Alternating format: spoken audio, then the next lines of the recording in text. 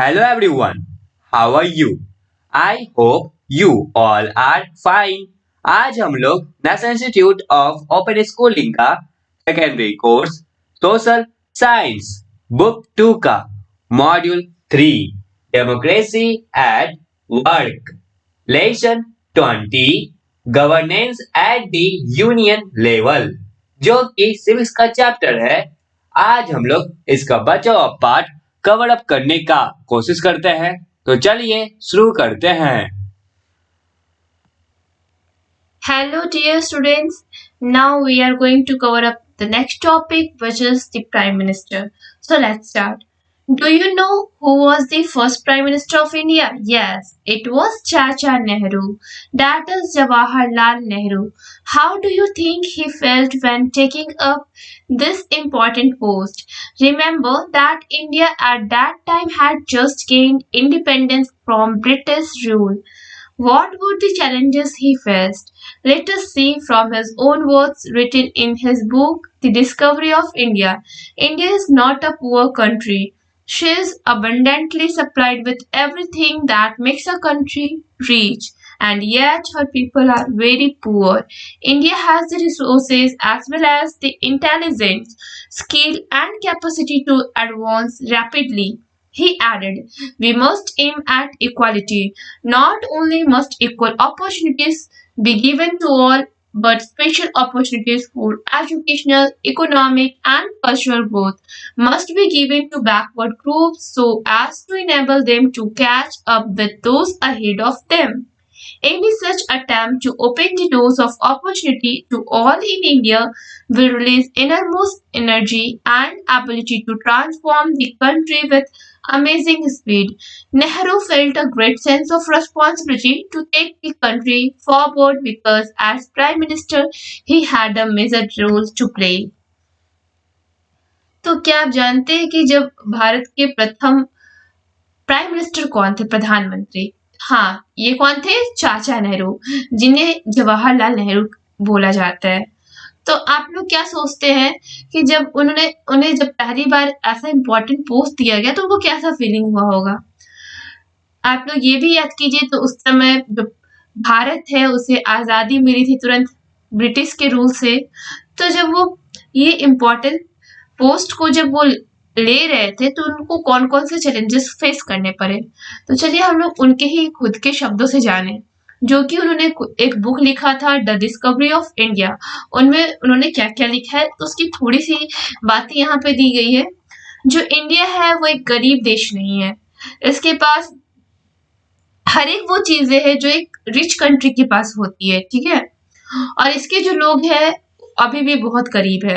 India के पास जितने resources है, इंडिया के पास इंटेलिजेंस है, स्किल है, कैपेसिटी है ताकि वे एडवांस कर सके, मीन्स ये रैपिडली ग्रोथ कर सके। और इन्होंने इसमें कुछ और भी बातें जोड़ी है कि इंडिया को सबसे पहले इक्वालिटी को एम करना होगा। तो इक्वालिटी किस में होना चाहिए? ना सिर्फ अपॉर्चुनिटीज में होना चाहिए कि सब लोग के पास इक्वल अपॉर्चुनिटीज होना चाहिए, बल्कि एक स्पेशल अपॉर्चुनिटीज एजुकेशन में, इकोनॉमिक में एंड कल्चर ग्रोथ में, जो भी बैकवर्ड ग्रुप से आते हैं। तो ये सब को अगर इक्वल अपॉर्चुनिटीज मिलते हैं तो हमारा जो कंट्री है वो आगे बढ़ेगा। और ऐसे जो अटेम्प्ट होते हैं वो लोगों को अपॉर्चुनिटी के डोर्स ओपन करते हैं, और जो इंडिया है वो एनर्जी को रिलीज करके और अपने एबिलिटी को ट्रांसफॉर्म करके एक अमेजिंग स्पीड से लेके जाएंगे। यहाँ के लोग इंडिया को आगे बढ़ा के ले जाएंगे। नेहरू को ये महसूस हुआ कि उनके पास बहुत बड़ी जिम्मेदारी है अपने देश को आगे ले जाने के लिए, क्योंकि वो तो पहली बात कि वो हमारे देश के प्राइम मिनिस्टर थे और उन्होंने भारत के आज़ादी में भी बहुत बड़ी रोल को प्ले किया था। If you listen to the news on television or radio, you will find even today that we hear about the Prime Minister much more frequently than any other office under the Union government. In fact, the Prime Minister is the most important functionary at the center. If you go through the Constitution, you may get a different impression because all the powers are mentioned as powers of the President. But one provision turns the situation According to the Constitution, there shall be a Council of Ministers with the Prime Minister at the head to aid and advise the President, who shall act according to that advice. In fact, the President is bound to exercise all the powers exactly according to the advice of the Council of Ministers, which is headed by the Prime Minister. It is the Prime Minister who is the real head of the Union Executive. तो आप लोग अगर news देखते होंगे, television देखते होंगे या फिर रेडियो पे सुनते होंगे, ठीक है? तो आप लोग ये देखते होंगे कि आज भी हम लोग प्राइम मिनिस्टर के बारे में ज़्यादातर सुनते हैं और शायद ही कोई अदर ऑफिस के बारे में सुनते होंगे जो कि यूनियन गवर्नमेंट के अंदर वर्क करती है। इनफैक्ट जो प्राइम मिनिस्टर है वो मोस्ट इम्पॉर्टेंट फंक्शनरी है हमारे सेंट्रल लेवल पे। अगर आप कॉन्स्टिट्यूशन के हिसाब से जाओगे तो आप एक डिफरेंट इम्प्रेशन पाओगे कि जितने भी पावर्स है हमारे प्रेसिडेंट के जो मेंशन किए गए हैं वो तो प्रेसिडेंट के है, लेकिन एक प्रोविजन है जो इस सिचुएशन को टर्न्स कर देता है। हमारे संविधान के अनुसार जो काउंसिल ऑफ मिनिस्टर्स है वो प्राइम मिनिस्टर के साथ मिलके वो हेड करेंगे और अपने एडवाइस को प्रेसिडेंट को देंगे और जो प्रेसिडेंट है वो उस एडवाइस के अकॉर्डिंग एक्ट करेंगे।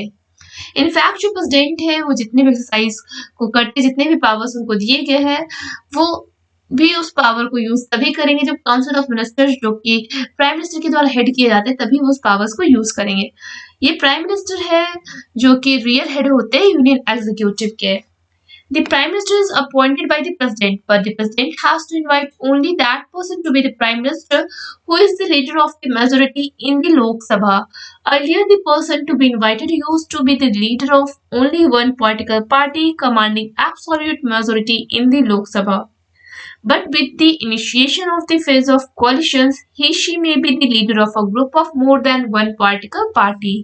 In the change situation, the president invites the person who is the leader elected by the political party that has the largest number of seats in the Lok Sabha and who receives the support of other political parties to manage the needed majority. Besides being the leader of the majority in Lok Sabha, to be the Prime Minister, the person has to be a member of Parliament. If she is not a member at the time of appointment, she has to acquire it within 6 months from the date of his appointment as PM. जो prime minister है वो appoint किए जाते हैं president के द्वारा, लेकिन जो प्रेसिडेंट है वो उसी को इनवाइट करेंगे एज अ प्राइम मिनिस्टर जो कि लोकसभा में मेजोरिटी के लीडर होंगे, मेजोरिटी पार्टी के। अर्लियर जो पर्सन थे उनको इनवाइट किया जाता था लीडर जो वन पॉलिटिकल पार्टी से थे और उनका लोकसभा में एब्सोल्यूट मेजोरिटी था। लेकिन अब ये टाइम चल रहा है कोalition फेज, मीन्स जो लोग हैं वो दो या दो से ज्यादा पार्टीज को मिला करके कोalition करते हैं और उनके जो लीडर होते हैं उनको भी पार्टी में इनवाइट, मतलब जो उनके लीडर होते हैं उनको भी एज अ पीएम इनवाइट किया जा सकता है। अब क्योंकि सिचुएशन चेंज हो चुकी है तो प्रेसिडेंट भी उसी पर्सन को इनवाइट करते हैं जो कि लीडर होते हैं पॉलिटिकल पार्टी के लार्जेस्ट नंबर ऑफ सीट्स जिनका लोकसभा में होता है एंड जो पॉलिटिकल पार्टीज जो ज्यादातर सपोर्ट करती है मेजोरिटी को मैनेज करने में। इन सब के अलावा जो लोकसभा में मेजोरिटी होती है जिस लीडर की वो प्राइम मिनिस्टर बनते हैं एंड जो पर्सन होते हैं पार्लियामेंट के वो मेंबर होने चाहिए जब वो प्राइम मिनिस्टर बनते हैं। अगर वो मेंबर नहीं होते अपॉइंटमेंट के टाइम में तो उन्हें 6 महीने के अंदर मेंबरशिप लेना पड़ता है जब वो एज अ पीएम अपॉइंट किए जाते हैं। Functions of the Prime Minister. It is not interesting to note that the Constitution does not make any specific provision for the powers of the Prime Minister. Though he is the most powerful functionary of the Union government, the only provision in the Constitution is that the President shall exercise his powers on the aid and advice of the Council of Ministers with the Prime Minister at the head, and that advice will be binding. But in practice, it is the Prime Minister who makes and unmakes the Council of Ministers. It is on her recommendations that the President appoints the members of the Council of Ministers and distributes portfolios among them. She presides over the meetings of the Cabinet and communicates its decisions to the President. The Prime Minister acts as the link between the President and the Council of Ministers.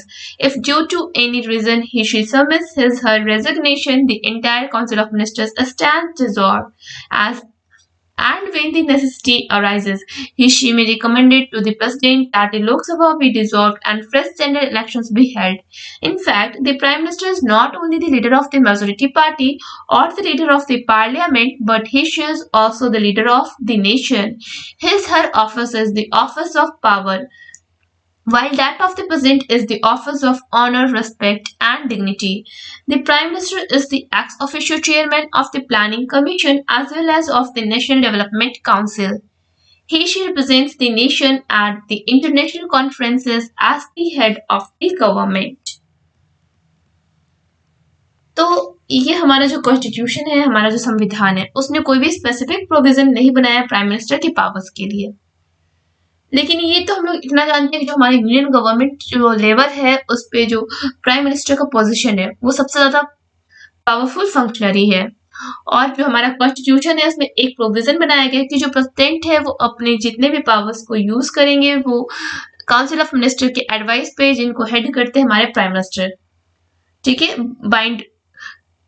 Binding के तौर पे ये लोग करते हैं। लेकिन practice में हम लोग जब देखते हैं जो प्राइम मिनिस्टर है वो काउंसिल ऑफ मिनिस्टर्स को बनाते हैं या फिर हटाते हैं, और ये उनका ही रिकमेंडेशंस होता है कि जो प्रेसिडेंट होते हैं वो काउंसिल ऑफ मिनिस्टर्स को अपॉइंट करते हैं और जो भी पोर्टफोलियोज होता है उनके बीच में डिस्ट्रीब्यूट करते हैं, और जो भी मीटिंग्स होते हैं कैबिनेट के उनको वो प्रिसाइज करते हैं प्रेसिडेंट, और जो भी कम्युनिकेशन के डिसीजन होते हैं वो प्रेसिडेंट लेते हैं। Prime minister as a link act करते हैं प्रेसिडेंट और काउंसिल ऑफ मिनिस्टर्स के बीच में। अगर किसी भी वजह से उन्होंने अपना रेजिग्नेशन सबमिट किया तो जितने भी इंटायर जो काउंसिल ऑफ मिनिस्टर्स है वो डिसॉल्व कर दिए जाते हैं। अगर जरूरत होती है तो वो रिकमेंड करेंगे प्रेसिडेंट को कि जो लोकसभा है उनको डिसॉल्व कर दिया जाए और फिर से फ्रेश जनरल इलेक्शंस को किया जाए। इनफैक्ट जो प्राइम मिनिस्टर है सिर्फ वो मेजोरिटी पार्टी के ही लीडर नहीं होते बल्कि वो पार्लियामेंट के भी लीडर होते हैं और एक नेशन के भी हमारे नेशन के भी लीडर होते हैं। उनका जो ऑफिस है वो ऑफिस ऑफ पावर है, जबकि जो प्रेसिडेंट का ऑफिस है वो office of honour, respect and dignity है। Prime minister ex official chairman है प्लानिंग कमीशन के, साथ में वो नेशनल डेवलपमेंट काउंसिल के भी हैं और वो नेशंस को रिप्रेजेंट करते हैं इंटरनेशनल कॉन्फ्रेंसेस में as a head of the government. Members of the Union Council of Ministers after taking over 2009। यहाँ पे इलस्ट्रेशन में आपको शो किया जा रहा है कि जो भी यूनियन काउंसिल ऑफ मिनिस्टर्स है उनके सदस्य जो कि शपथ ग्रहण कर रहे हैं, ये 2009 का यहाँ पे इलस्ट्रेशन दिया गया है। The Union Council of Ministers, as you have noted above, the Constitution of India states that there shall be a Council of Ministers with the Prime Minister at the head to aid and advise the President, who shall, in the exercise of his functions, act in accordance with such advice, provided that the President may require the Council of Ministers to reconsider such advice, either generally or otherwise, and the President shall act in accordance with the advice tendered after such considerations। तो आप लोगों ने जैसा कि note किया है कि जो हमारा भारत का संविधान है वो क्या बोलता है कि जो काउंसिल ऑफ मिनिस्टर्स है और जो प्राइम मिनिस्टर है वो हेड है और उनका जो भी एडवाइस होगा उसको प्रेसिडेंट देखते हैं और उसी सिचुएशन में वो अपने फंक्शंस को परफॉर्म करते हैं। जो प्रेसिडेंट है वो उनका जो भी रिक्वायरमेंट होता है काउंसिल ऑफ मिनिस्टर्स का उसको रिकंसिडर किया जाता है एडवाइस के द्वारा, या तो जनरली या फिर अदरवाइज जो प्रेसिडेंट है वो एक्ट करेंगे जितने भी हमारे एडवाइस दिए जाते हैं उसके मुताबिक ही प्रेसिडेंट जो है वो एक्ट करते हैं। The members of the Council of Ministers are appointed by the President on the recommendations of the Prime Minister. The Council of Ministers has three categories of ministers: Cabinet Ministers, Ministers of State, and Deputy Ministers. These ministries work as a team under the leadership of the Prime Minister. The ministers hold office during the pleasure of the President, but they cannot be removed so long as they have the support of the majority in the Lok Sabha. In fact, according to the Constitution, ministers are collectively responsible to the Lok Sabha. If the Lok Sabha passes a no confidence motion, the entire Council of Ministers, including PM, has to resign. A no confidence motion is a legislative motion brought by the members of the Lok Sabha expressing lack of trust in the Council of Ministers. That is why it is said that the ministers swing and sing together. तो जो भी council of ministers के members हैं वो president के द्वारा appoint किए जाते हैं प्राइम मिनिस्टर के रिकमेंडेशन के ऊपर। जो काउंसिल ऑफ मिनिस्टर्स है उनके 3 कैटेगरीज है मिनिस्टर्स में, कैबिनेट मिनिस्टर्स है, ministers of state and deputy ministers है। और ये जो मिनिस्टर्स है वो प्राइम मिनिस्टर की लीडरशिप के अंदर में एज अ टीम वर्क करते हैं। मिनिस्टर्स तब तक अपने ऑफिस को होल्ड कर सकते हैं जब तक प्रेसिडेंट का प्लेजर हो, लेकिन इन्हें रिमूव नहीं किया जा सकता है क्योंकि इनका सपोर्ट मिलता है मेजोरिटी से लोकसभा में। इनफैक्ट हमारे संविधान के अनुसार जो मिनिस्टर्स है वो एक साथ रिस्पॉन्सिबिलिटी होते हैं लोकसभा के लिए। अगर लोकसभा में नो कॉन्फिडेंस मोशन को पास किया जाए तो पूरे जो काउंसिल ऑफ मिनिस्टर्स है इंक्लूडिंग पीएम को रिजाइन करना पड़ सकता है। ये नो कॉन्फिडेंस मोशन क्या है? एक लेजिस्लेटिव मोशन है जो कि लोकसभा के मेंबर्स के द्वारा लाए जाते हैं, जिसमें काउंसिल ऑफ मिनिस्टर्स के ऊपर ट्रस्ट का लैक होता है एक्सप्रेस करते हैं लोग, तब ये नो कॉन्फिडेंस मोशन लागू होता है। इसलिए ये कहा जाता है कि जितने भी मिनिस्टर्स हैं वो एक साथ तैरेंगे भी और एक साथ डूबेंगे भी। Regarding the functions of the Council of Ministers, these are the same as those of the Prime Minister. The proceedings of the Cabinet or Council of Ministers are kept secret. The Council of Ministers is a large body of ministers we have seen during recent years. The top category known as the Ministers of Cabinet rank are about 20 to 25 and they hold the charge of important departments. Then there is a group of ministers called Ministers of State. Some of them hold independent charges of ministries, while others are attached to cabinet ministers. Yet, another category of ministers known as deputy ministers are attached to cabinet ministers or ministers of state. The cabinet meeting is attended only by the ministers of cabinet rank, but if need be, the ministers of state also may be invited to attend such meetings. तो जो council of ministers के जो भी function उसके regarding हम लोग देखते हैं कि यहाँ पे जो प्राइम मिनिस्टर है वो भी फंक्शन को करते हैं। जो प्रोसीडिंग है हमारे कैबिनेट या फिर काउंसिल ऑफ मिनिस्टर्स का उनको सीक्रेट रखा जाता है। जो काउंसिल ऑफ मिनिस्टर्स है वो एक लार्ज बॉडी है मिनिस्टर्स के, और हम लोगों ने देखा है रिसेंट ईयर्स में जो टॉप कैटेगरी है मिनिस्टर्स के वो कैबिनेट रैंक के है, और इसमें जो 20 to 25 है जिनके पास इंपॉर्टेंट डिपार्टमेंट्स के चार्ज होते हैं, और इस ग्रुप में जो मिनिस्टर्स होते हैं उन्हें मिनिस्टर्स ऑफ स्टेट बोला जाता है। और इसमें से कुछ इंडिपेंडेंट चार्जेस को होल्ड करते हैं मिनिस्ट्रीज में और कुछ अटैच जो कि कैबिनेट मिनिस्टर से होते हैं। एक और कैटेगरी हमारे मिनिस्टर्स में वो है डिप्यूटी मिनिस्टर्स का, जो कि कैबिनेट मिनिस्टर से अटैच्ड होते हैं या फिर स्टेट मिनिस्टर से अटैच्ड होते हैं। ये जो कैबिनेट मीटिंग होती है मिनिस्टर्स के वो अटेंड किए जाते हैं कैबिनेट रैंक के द्वारा। अगर जरूरत पड़ी तो जो मिनिस्टर्स है वो स्टेट के वो भी इस मीटिंग में इन्वाइट किए जाते हैं। Position of the Prime Minister. In the background of the above discussion, it is obvious that the Prime Minister occupies a key position in the Union government. He is the principal spokesperson and defender of the policies of the government in the Parliament. The Council of Ministers function as her team. The nation looks to her for needed policies and programs and required actions. All international agreements and treaties with other countries are concluded with the consent of the Prime Minister. She has a special status both in the government and in the Parliament. The Prime Minister chooses his team, Council of Ministers, very carefully and gets willing cooperation from them. However, it is true that in a coalition government, the Prime Minister has to seek help from like-minded political parties. The experience of the last 10 to 12 years has shown that in such a scenario, she has to be very vigilant and diplomatic. She has to take major decisions regarding defense and security of the country. She has to formulate policies not only for providing better living conditions, but also to maintain peace, friendly relations with the neighboring countries. It is because of the facts mentioned above that the Prime Minister's keystone of the cabinet are.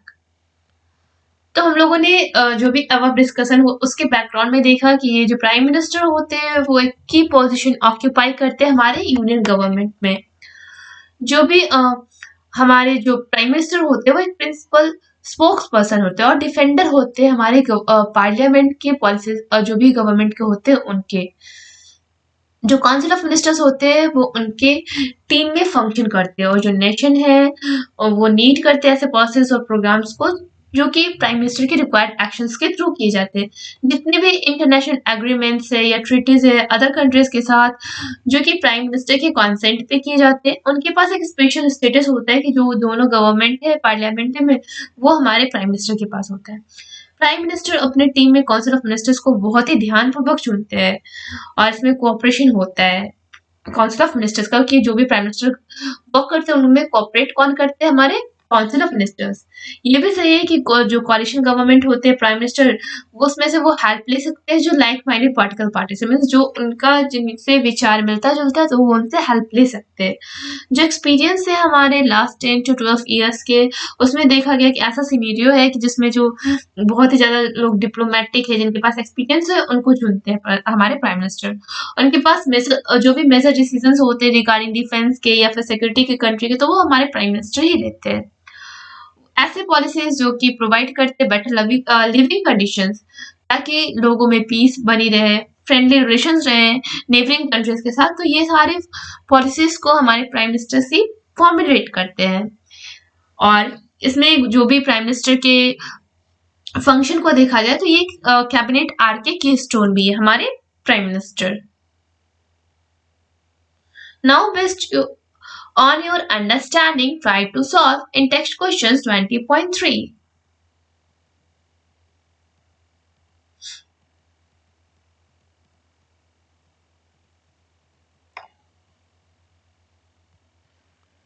Well chapter अभी complete नहीं हुआ है।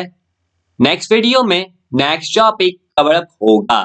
तब तक के लिए इस chapter का इंटेक्स्ट क्वेश्चन बनाने का प्रयास करें और साथ ही साथ इस चैप्टर को पढ़ने और समझने का प्रयास करें। That's all for today. Thank you everyone.